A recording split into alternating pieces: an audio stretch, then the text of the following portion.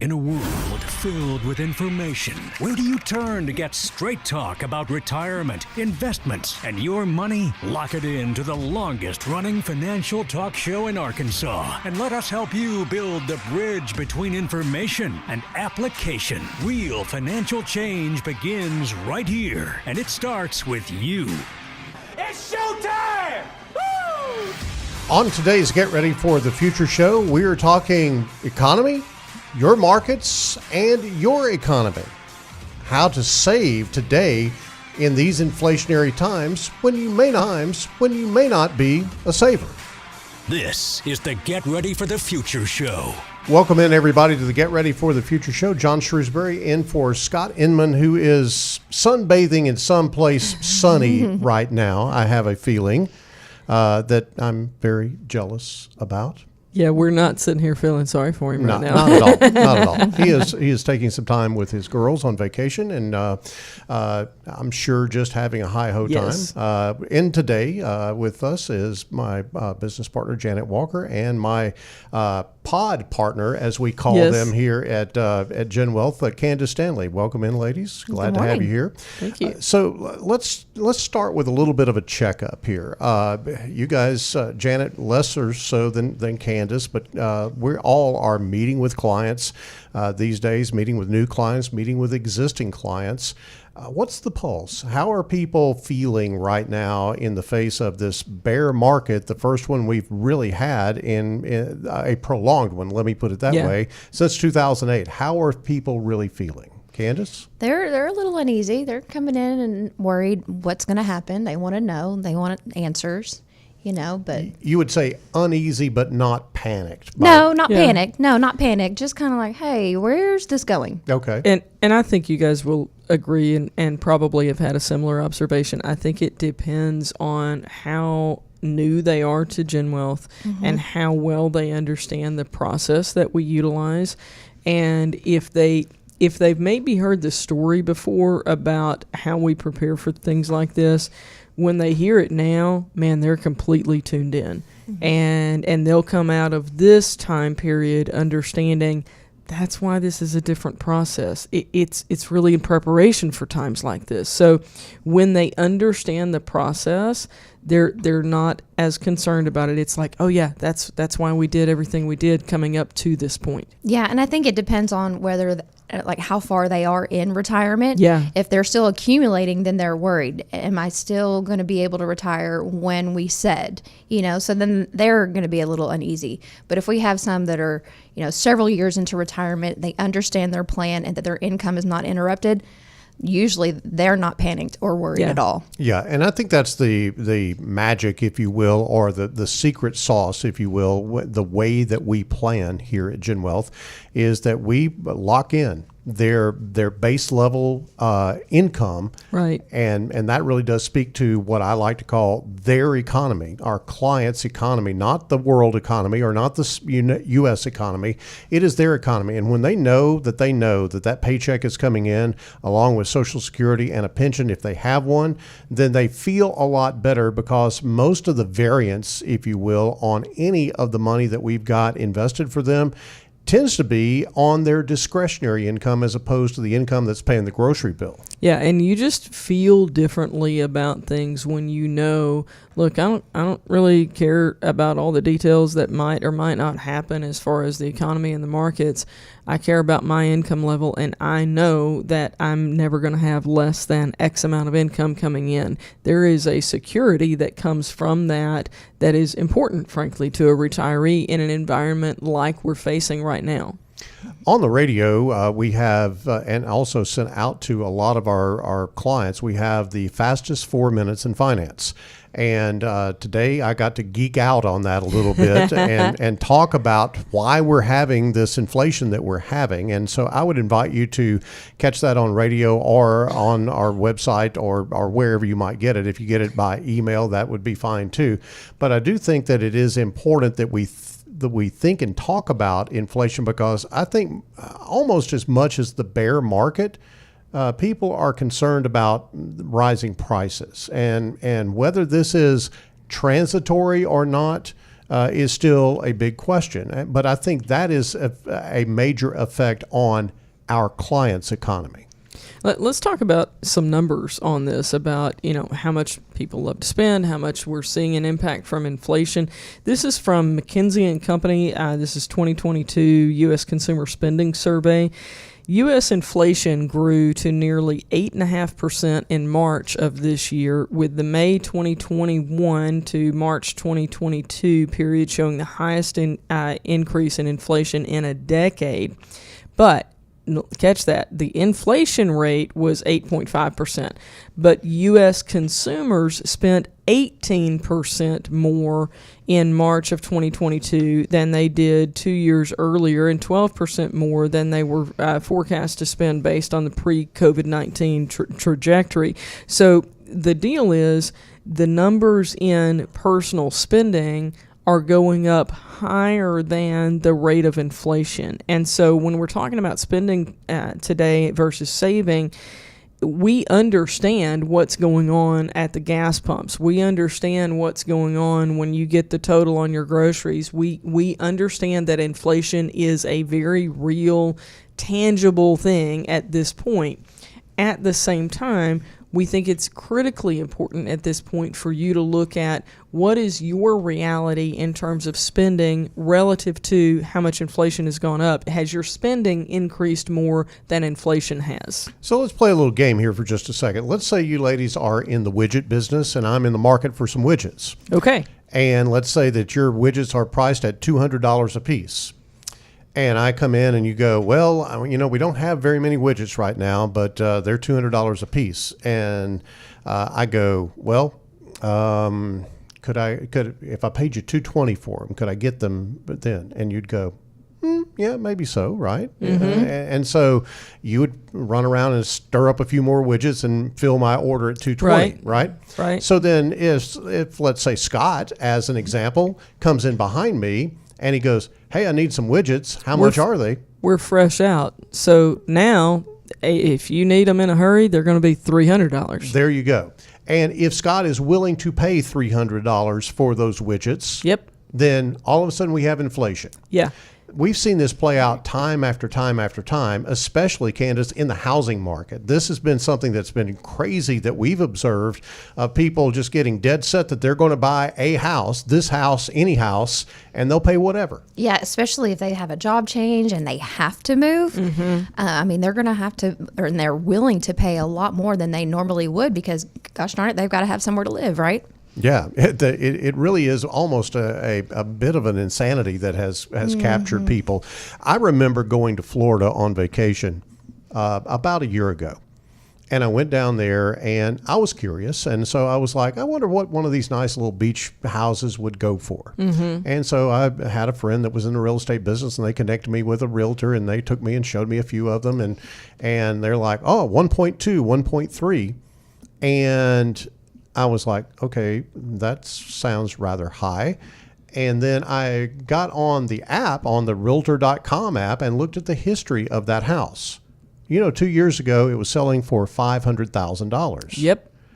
And there were people lined up to buy these houses. Mm-hmm. There was a waiting list for at the 1.2, not at the 500. Yes, yeah. yes. Mm-hmm. And there was a waiting list at a development just off the coast that you had a lottery.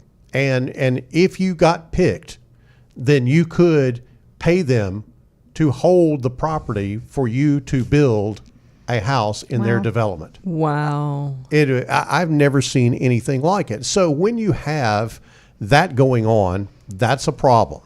You have the factor of oil prices going up, really almost unrelated to anything in the U.S. economy. It's all very much related to what's going on internationally with Putin and things of that nature. You got that happening, and there's really not a culprit there other than Vladimir Putin. Yeah. What you going to do about that? You're going to pay it because you've got to go and drive. Now, obviously, people are cutting back on driving and things of that nature, unnecessary driving, and that is going to have an effect.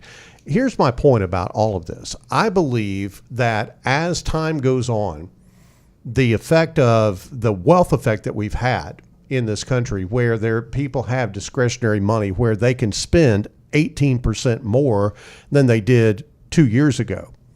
That is going to run out. And when that runs out, or when people get tired of doing that and they go, okay, no more, then you will see inflation moderate. I don't think that there is this systemic issue going on right now, at least I hope not, within the federal government mechanisms that they have for manipulating this. I don't think it's like it was in the 70s, that we just had really persistent inflation. I think we've been through a period where the supply chains all got screwed up, and then all of a sudden people were charging way more than what they normally did for things, and I think this too will revert back to the mean. Well, and I think consumers feel about inflation the same way that they feel about the markets, and that is that wherever we are right now is permanent. How many times have we seen people react? The market goes down and they're like, oh no, this time it's different. This time it's the end of the world. This time I'm going to lose everything I've ever invested. And it's not that way. It's not permanent. It's the right now, but it's not permanent. And the same is true of inflation. It is our right now, but it's not permanent. And so how do you adjust in the right now so that your permanent, whatever it is okay? So you adjust by trying to change maybe your demeanor as an economy, if you will, a person your personal economy. Change that demeanor from being a spender to a saver. Now that's a hard transition. There's not a lot of people that self-identify as savers out there. Well, and guys, I think it's important to treat that as a dial. Candace, I think you would readily agree that most people are not 100% spenders or 100% savers. But if you think of it like a dimmer switch instead of a light switch that's just on or off, adjust that dimmer switch to get it more on the side of saving and less on the side of spending. And that really helps people psychologically to be like, okay, I'm not going to cut out 20 things, but I can cut out 2 or 3.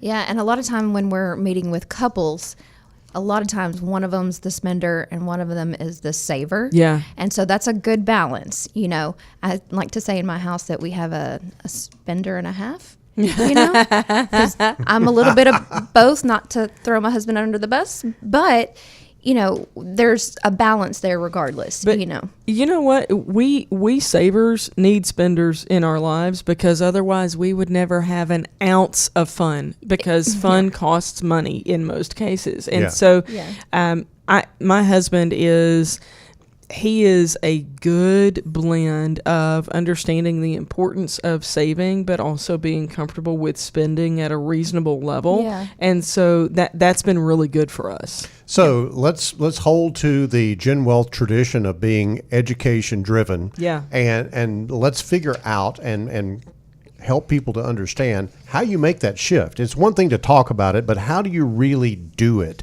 What is the first step, ladies, in trying to transition from being a spender to a saver? One of the things is just creating a barrier. When we were talking about, before the show started today, we were talking about paper checks and paper money, and Candace said, I like those automatic deposits. And I'm like, yeah. But what happened there, we don't often talk about the psychology of this.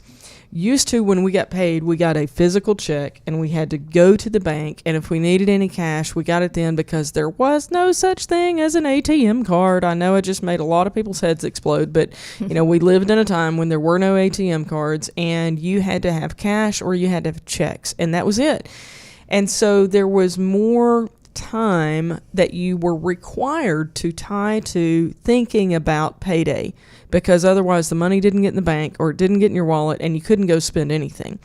Now it goes in electronically, and catch this, it comes out electronically, and we don't have to think about it. Sometimes you don't even notice that your utility bill was $75 higher than it was last month. It comes in and out automatically, and you don't think about it. I think the intentionality of creating a barrier where your money doesn't flow necessarily out the door without you knowing it is a big deal. Yeah, when you mentioned checks, back in the day when there was only cash and checks, there was this little thing called a register as well. Yes. And you would track your spending that way. That way you would know your balance in your account. Well, now when we've got a debit card that we can just swipe and swipe and swipe, I think there's sometimes maybe we forget to do that. Yeah. And I use a program that works just like a register. Instead of writing it down on a physical register, I keep track of it online. That way I always know where we stand, and not passing that barrier that we have. Yeah. Now, just like the advent of technology in banking has made it easier to spend money, it also is easier to save money because that technology can then, when you get paid, dump a nice chunk into your savings account. But it's interesting that we're really quick to spend electronically, but we're really not quick to set up those automatic debits to save. Yeah, that's something we've talked several times on the show, just because this is the stage of life where I am right now. Our son is 19 and he's earning, kind of grown-up money for the first time in his life. And so we're having a lot of conversations around budgeting and saving and investing and how you do that. And he's taking care of his Roth IRA investing. That's automated, so that happens on a regular basis, and he doesn't really have to think about it. We track it for him, or he tracks it, and we've taught him how to do that. But he doesn't have to think about it on an ongoing basis. But his savings, this is not right for everybody, and it's not right for every stage of life. But for him, he's paid hourly, and so every check is going to be a little bit different, not a lot, but a little bit. And so each time he gets paid, we go through and intentionally he makes a decision about how much is going into savings and what that's labeled for, like vehicle replacement years down the road. He's never had a car payment. He doesn't want to ever have a car payment. So those types of things that he's doing very intentionally. But if you're at a different stage of life, if your income is more predictable than what his is, you can very easily automate that, either from HR at work, where X percent or X dollar amount always goes into savings and the rest of it goes to my checking. Or you can automate it at your bank, where there's just an automatic transfer from checking to savings on a certain day of the month. That's what I do on mine, is after every pay period, 5 days after the day I'm supposed to get paid, there is a set amount that transfers from checking to savings every time. Yeah, I have my Roth contributions automated as well. But also, when we're talking about additional savings, just not in retirement, but just additional savings for, an emergency fund or a vacation fund or something like that, treat it like a bill. Yep. If you'll already have a mindset that, here's my electric, here's my utilities, groceries, here's what we're going to set aside for gas. Oh, I need to put aside savings. That gives you the permission to, spend what's in your checking account if that's how you want to do things. But if you'll treat it like a bill, then you'll always know it's coming and you create that habit. Janet, when you were talking about your son sitting down and physically going, okay, I want to save this much money and that type of thing, it really struck me that oftentimes people either are uncomfortable dealing with money and they don't want to have to deal with it on an every 2 week or every week basis or whatever the case may be, or conversely, they're lazy and just don't do it. But I think that automation can be a real blessing to somebody that does need the discipline but doesn't want to do it every month. And I think that's where we're going with that. So I think that's good. You're listening to the Get Ready for the Future show, as we're talking today about how to save money when you're not a saver.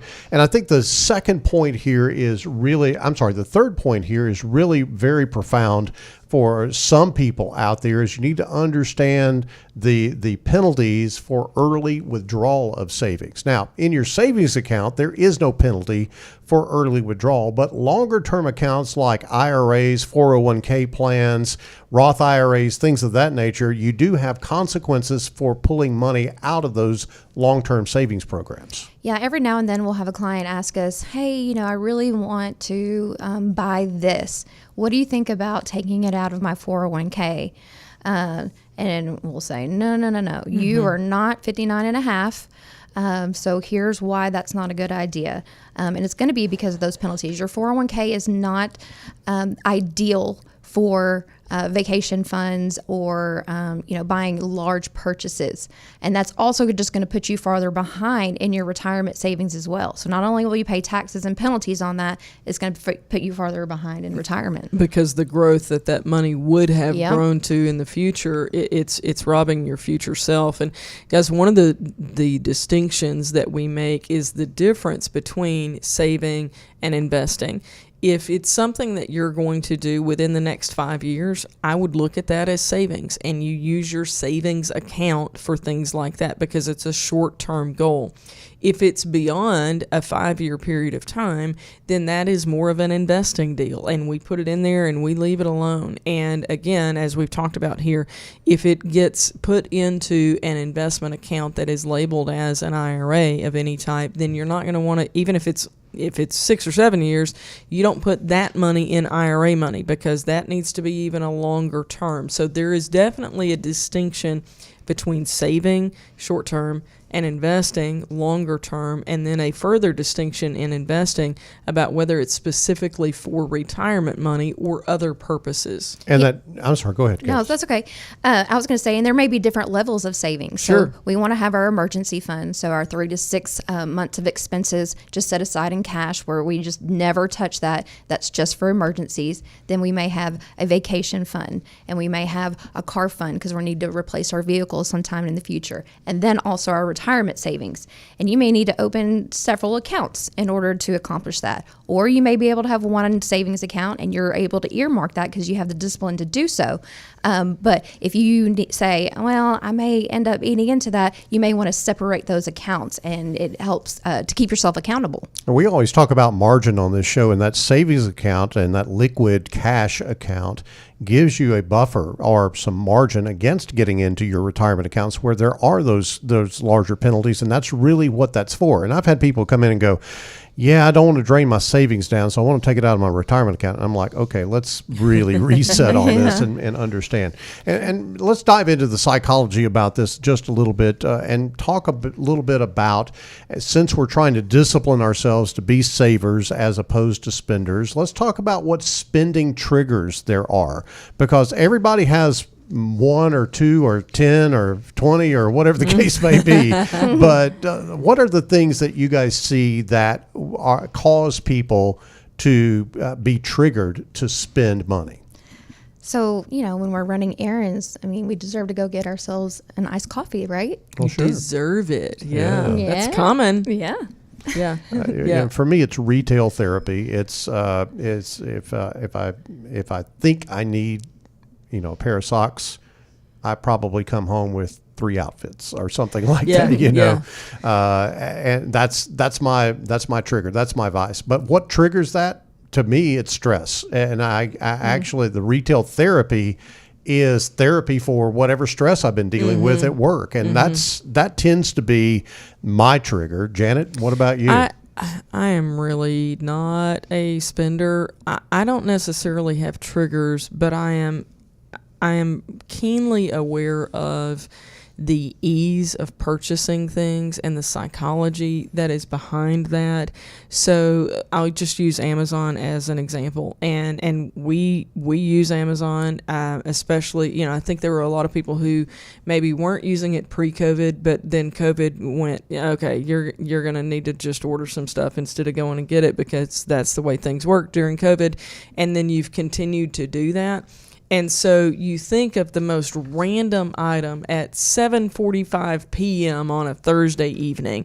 Hey, we need such and such. Well, yeah, okay. And you go to your computer and you click and it's done. And it'll be at your house tomorrow. In the name of efficiency. In the name of efficiency, but there is not the name budget anywhere in that at all, where used to, back in the old days, like 2 years ago, 3 years ago, you would have to wait until the next day and go to a store and purchase it. And what might happen is something might get in the way of your pre-planned schedule that day, and you don't make it to the store and you don't make that purchase. And then you decide, you know what, we don't really need that. It's okay. Like, we can do this instead. There are so many things that are automated, and we've talked about this many times, the psychology of using cash. It chemically registers as pain. When you hand somebody a $50 bill at the cash register and you are not going to go home still in possession of that $50 bill, it chemically registers in the same place in your brain as pain, like somebody just stomped your toe, okay? It feels the same chemically. But if you swipe a card, it doesn't feel the same. You put that card back in your wallet, and it's the same size as it was before you took it out. And this whole deal of tap to pay, it registers even less in your brain. Y'all, this is not about saving you time. It is absolutely not about saving you money. It is about making your purchases easier. That's why we have one-click purchases. If the purchase is easier, you're more likely to spend more money. Scientifically proven. Just be aware of the game that is being played, because you are a pawn in the game. And I just thought about this as you were saying all of that. What's the most uncool thing that you can do? It's go to a store. Yeah, you don't want to go to a store. You got to get out of your car and you got to walk in and you have to deal with humans. You have to deal with humans and all that sort of stuff. It's cooler to get on this thing right here, my iPad. Literally, because it's 150 degrees outside. Yeah, exactly. All the reasons why you don't want to go to the store and endure that physical pain of that cash leaving your account or your pocket or whatever the case may be. We have set ourselves up to be consumers. And that's actually a good thing from the economy standpoint, because heaven help us if the American consumer ever gives out. But I will tell you that we have got to have some balance in this. We're going through this process. I don't know how many people have heard yet of the United for Ukraine program, where they're able to come to the United States if they have a sponsor to come here. And our family is very early in this process, but we're going to be doing that. And I was talking with a friend of mine from college. They are also sponsoring a family, and he was talking to me about some advice that he received, and I was like, man, there's so much wisdom in that.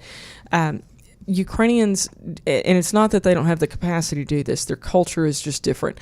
They don't have as many clothes as we do. They don't have as many things in their kitchen as we do. They don't, it's just, they don't have as much stuff in life. And he said, the natural desire is, I want to do everything for them. Like, their whole world is falling apart. They're coming here. Let's just give them everything. And the caution was, don't destroy who they are with Americanism. And I was like, man, there's so much wisdom in that, because it would be overwhelming to them to have all of that stuff. That's who we are. It's not who they are. And I think it's a challenge to us to think differently. Like, how much stuff do you really need? Like, what really matters? Yeah, I would definitely agree with that. All right, final item here on our list. Number 5 is to set exciting goals. Now, I love this. This is really cool because if you set an exciting goal, then you're motivated to save.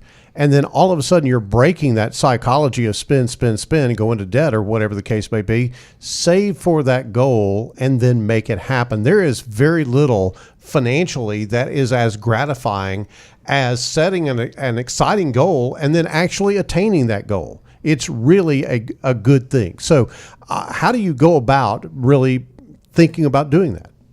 I think about that, like for us, planning for a vacation is exciting for us. And part of planning for a vacation is just the journey, not actually the physical journey when we take the trip, but even thinking about all the things that we're going to do. And so setting aside for our vacation every year is always fun for us, because we just think about what that trip's going to be like and the time that we're going to spend together. And it's even fun thinking about it and planning for it than actually when we get there and do it. Janet, it has to be very tangible, very measurable, Yes. and it can't be just save more. Yeah, absolutely. We are huge fans of sinking funds because a sinking fund, whether it's for a vacation or a vehicle or whatever, it has a label. It has a purpose. So you're not just saving more. As John said, you're saving more for a specific purpose. I'll use the example of my daughter. If you have teenage children, they will never be more motivated to save for a vehicle than they are for their first one, because their first one represents independence, their freedom to go and do without having mom or dad or a friend or a sibling as a chauffeur. And so our kids, we had the deal at our house of, look, whatever you save, we're going to match you dollar for dollar. If you save $1, we're going to match you $1, and you can go buy a Hot Wheels car, and that'll be your first vehicle. Good luck going anywhere, but that's what you saved, and that's what we're going to match. And if you save, thousands, then we're going to match thousands. So our kids took that to heart. Our son was blessed in that he wound up inheriting a vehicle, so he hasn't gotten his match because he didn't need it. But our daughter, who just turned 16, she has saved. Her goal was $13,000, and she's at $6,400 now. This was completely not planned. We stumbled upon the perfect vehicle for her. We weren't even looking yet. We stumbled upon it in December. So we, as parents, went ahead and bought it because she wasn't planning on doing it until the end of this summer. But where this puts her, though, is on her very next paycheck. So really 2 months earlier than she had planned, she's going to give us the $6,500. That is half of the $13,000 that we spent on her vehicle. Y'all, she could not be more excited about it. And she already has the vehicle, but she's still so highly motivated to be like, now it's mine. It was a really big deal for her to do that. I'm so glad that, and I know everybody's wired differently, I'm so glad that she has had this responsibility to get to this point that, if you don't do it, we're not going to match, and good luck to you finding transportation. She has owned that responsibility and has loved it, and I firmly believe that she will never in her life have a car payment because she had the joy of saving for this one, and it means more to her. Yeah, and what a sense of pride too, that have this goal and then accomplish it, at 16 years old, and know that she could do it. Yeah, exactly. It's incredible the psychology that goes into the whole money thing. I think that one of the things that really gives saving a bad name is the perception that you can't have any fun. Mm-hmm. But you actually can have fun, because if you budget for fun, you can have fun freely and have it guilt-free, as opposed to feeling bad about it later on when you have to pay the bill. Yeah, I look at a budget as me telling my money what I want it to do, rather than the budget telling me what I can't do. And it's the same budget. It's just a completely different, it's a shift in your mindset that is important. If you're ever going to use a budget successfully, you have to look at it as a can instead of can't. It's all about financial independence, and you won't ever get to financial independence without some degree of discipline in your money and in your savings. We believe in financial independence as you get ready to transition into retirement, but that really is not something that you start with at 55 or 60 years old. It's really something that you begin with early on in life, and if you are in that situation where you need to begin to save, we can certainly help you to understand the planning aspect of that here at Gen Wealth. All you have to do is reach out to us, and we would be more than happy to help you with that. And there is the final bell. Let's wrap up our final thoughts on the show today. We'll start with Janet. I would say there is no shame in being a natural spender. Again, everybody's wired differently. I am more of a saver. And so people who come in who are spenders are like, is it okay? I'm a spender. It's okay. Mm-hmm. But the deal for both you and for me is that we have to have balance. I have to, as a saver, I have to find balance in that I need to budget for fun things.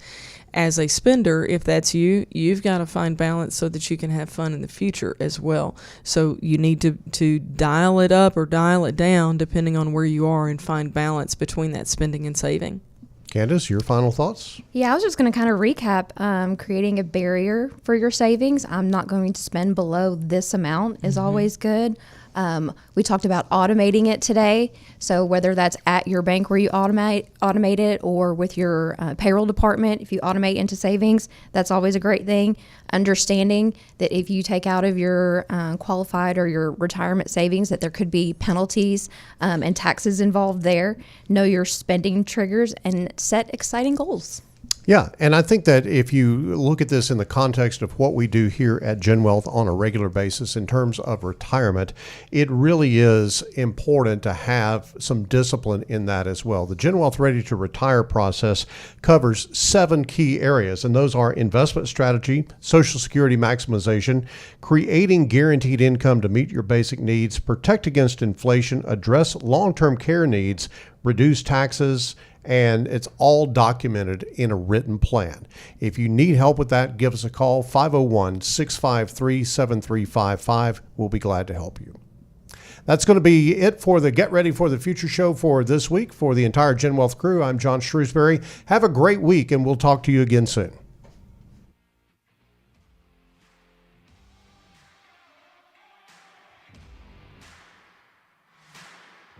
The Gen Wealth Financial Team is available to you 24/7 at info@getreadyforthefuture.com or call our offices at 866-653-PLAN. That's 866-653-7526. You should personally consult a financial advisor before making any investment, and no strategy can assure success. Gen Wealth Financial Advisors is an Arkansas-registered investment advisor with securities offered through LPL Financial, member FINRA SIPC.